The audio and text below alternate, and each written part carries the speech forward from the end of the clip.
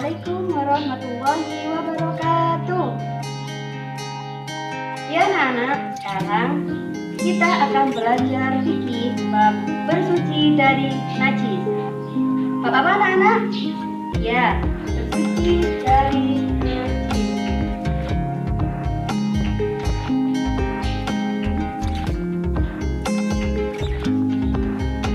Sebelum kita belajar bab bersuci dari najis, mari kita berdoa terlebih dahulu agar kita dimudahkan oleh Allah dalam beribadah. Al-Fatihah.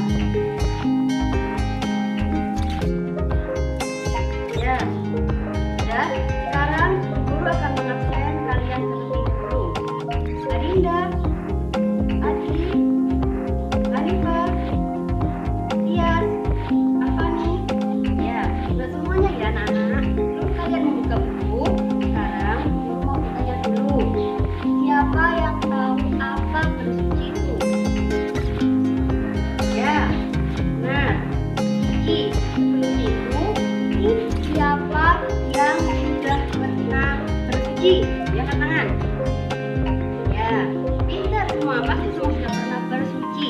Ini bukuku membawakan contoh. Ya, ini gambar apa anak-anak? Ya, pintar. Ini gambar orang berwudu. Orang berwudu itu adalah salah satu bentuk bersuci. Ya, kenapa sih kita harus belajar bersuci? Kenapa kita harus belajar bab bersuci ini? Kenapa? Ya, karena kita sebagai umat muslim harus selalu suci dari hadas dan najis, apalagi kalau belum melakukan sholat. Sekarang coba buka halaman 35. Bab bersuci dari najis. Ya, guru akan menjelaskan sedikit tentang bersuci. Apa sih bersuci itu? Ya, siapa? Ya, Mbak Dinda, apa bersuci? Ya, bersuci artinya yaitu menghilangkan hadas, najis dan kotoran. Bentar. Siapa yang tahu apa najis itu? Gak ada yang tahu? Ya udah, kurang jawab ya.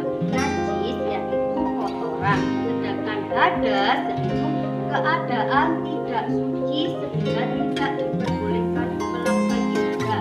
Contohnya sholat. Berarti kalau kita sedang berhadas, kita tidak boleh sholat sebelum kita bersuci. Maksudnya dalam bentuk apa? Wudu. Ya, bentar. Sekarang guru akan menerangkan macam-macam najis. Macam-macam najis ada 3. Yang pertama, najis mukhaffafah atau biasa disebut dengan najis ringan. Yang kedua yaitu najis mutawasito atau najis sedang. Dan yang ketiga yaitu najis mughallado atau najis berat. Di sini siapa yang tahu apa ketiga najis ini? Apa bedanya najis ringan, najis sedang, dan najis berat? Ya, salah satu perbedaannya yaitu di cara mensucikannya. Jadi cara mensucikan najis ringan, najis sedang, najis berat itu berbeda. Ya, salah satu contoh najis mukhaffafah yaitu najis seorang bayi laki-laki yang belum makan apa-apa. Ya, hanya minum ASI itu contoh dari najis mukhaffafah. Cara mensucikannya yaitu dengan cara memercikkan air pada najis itu, kemudian mengelapnya. Sudah, kayak gitu aja. Terus kemudian yang kedua, najis mutawasito. Siapa yang tahu cara mensucikannya gimana? Ayo dilihat bukunya. Ya, Mbak, apa? Ya, pintar. Cara mensucikan najis mutawasito. Contoh dari mutawasito yaitu darah, itu contohnya. Terus kotoran ayam, itu disebut najis mutawasito. Cara menghilangkannya gimana? Kita hilangkan sampai rasa, bau, dan warnanya hilang. Contohnya darah. Kalau sama ada darah, itu kita hilangkan sampai nggak berbau dan nggak ada warnanya. Jadi harus semua sampai hilang, nggak ada bentuknya sama sekali, nggak ada warnanya dan nggak ada baunya. Ya, ingat. Terus yang terakhir yaitu najis mughallado. Najis mughallado itu najis berat. Contohnya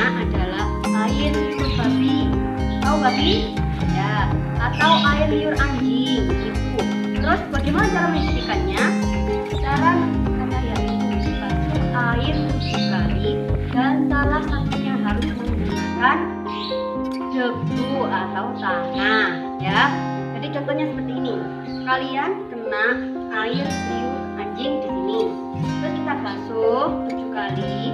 Sebelum 7 kali itu kalian salah satu di antara 7 itu harus ada menggunakan tanah. Ya, cuma dikit-dikit sama tanah. Nanti kalau sudah basuh lagi dengan air. Pokoknya airnya harus 7 kali. Selanjutnya kita beralih pada gambar ini. Ada yang tahu ini gambar apa? Ya, ini itu gambar orang yang lagi pergi ke kamar mandi. Sekarang kita akan membahas apa saja sih yang tidak diperbolehkan ketika di kamar mandi. Terus cara masuk kamar mandi itu harus bagaimana, dan doa masuk keluar kamar mandi. Kita akan membahas hal-hal yang dilarang oleh Rasulullah ketika buang air. Jadi ada adabnya ketika kita buang air. Yang pertama yang dilarang itu sambil berdiri. Jadi nggak boleh buang air sambil berdiri. Walaupun itu laki-laki tapi nggak boleh berdiri ya. Ya, harus duduk. Terus yang kedua di sembarang tempat. Mentang-mentang laki-laki semua ya kalian. Terus buang air sembarangan di sembarang tempat. Nggak boleh. Jadi kalau buang air harus di kamar mandi. Yang ketiga yaitu menghadap kiblat atau membelakangi kiblat. Jadi nggak boleh kalau seumpama kalian itu buang air terus menghadap kiblat atau membelakangi kiblat, itu tidak boleh. Jadi kiblat itu mana sih? Ya barat. Jadi kalau menghadap barat itu nggak boleh. Kalau membelakangi kiblat, membelakangi barat, berarti menghadap timur itu juga tidak boleh. Yang terakhir sambil bergurau. Jadi nggak boleh di kamar mandi ketika buang air sambil bergurau. Itu dilarang oleh Rasulullah. Ya, kita akan belajar tentang tata cara buang air di kamar mandi. Yang pertama yaitu membaca doa masuk kamar mandi. Siapa ini yang bisa berdoa sebelum masuk kamar mandi? Ya, apa Mas Adli? Ya, pintar. Punya doa ketika masuk kamar mandi, yaitu Bismillahirrahmanirrahim. Allahumma inni a'udzubika minal khubuthi wal khaba'ith. Itu doa masuk kamar mandi. Terus yang kedua caranya apa? Selain berdoa, kita harus menggunakan kaki kiri ketika masuk kamar mandi. Yaitu harus dengan jongkok. Kalau kalian mau buang air di kamar mandi itu harus jongkok. Tapi kan dilarangnya sambil berdiri. Jadi tata caranya harus dengan jongkok. Yang keempat, istinja dengan alat yang diperbolehkan sampai bersih. Jadi kalau mau istinja, mau cawi itu harus pakai air atau alat yang diperbolehkan sampai bersih ya. Terus selanjutnya yaitu menyiram kotoran dengan air sampai bersih, jadi tidak berbekas. Jadi kalau habis buang air nggak boleh ditinggal, harus disiram dulu sampai bersih dan sampai nggak ada baunya. Selanjutnya kalau mau keluar kamar mandi harus menggunakan kaki kanan. Tadi kan pakai kaki kiri masuknya, sekarang kaki kanan kalau keluar. Terus berdoa lagi apa nggak Bu Guru?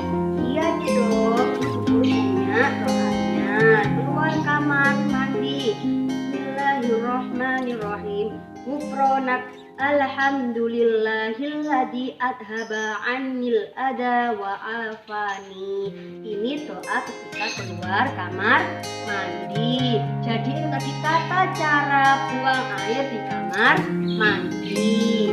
Coba anak-anak bisa mengerti? Ya. Apa saja sih perbuatan yang dilarang ketika di kamar mandi? Ada yang tahu? Apa? Ya, pintar. Yang pertama itu membaca Al-Quran. Kalau di kamar mandi tidak boleh membaca Al-Quran. Yang kedua, berzikir. Berzikir juga tidak boleh kalau di kamar mandi karena berzikir itu menyebut nama Allah. Yang ketiga, makan dan minum. Kalau makan dan minum tidak boleh di kamar mandi. Ya, di luar kamar mandi kan bisa. Ngapain harus di kamar mandi? Terus yang keempat, bicara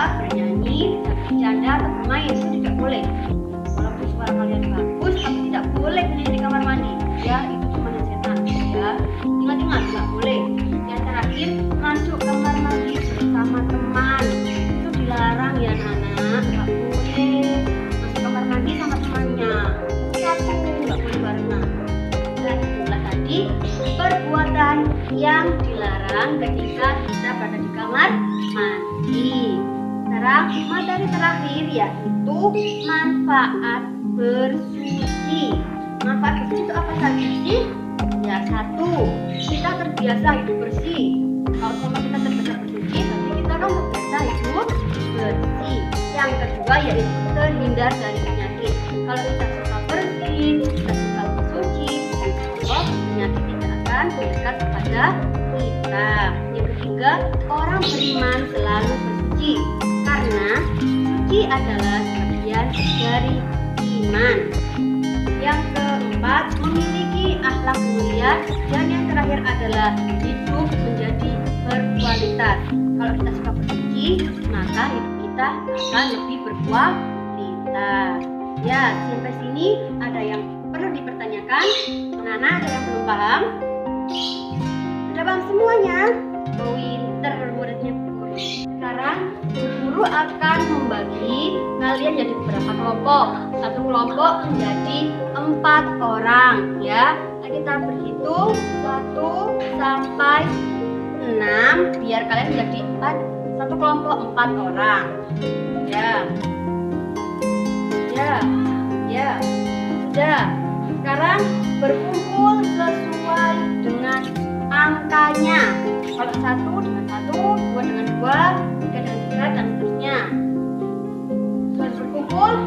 Sudah berkumpul, sekarang kalian membuat peta konsep.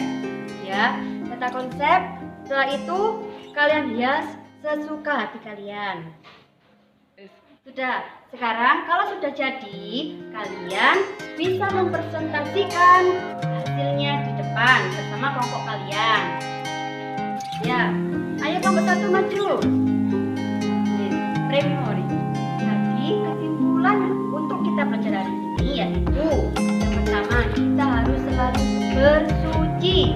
Ya, yang kedua tadi ada macam-macam bersuci.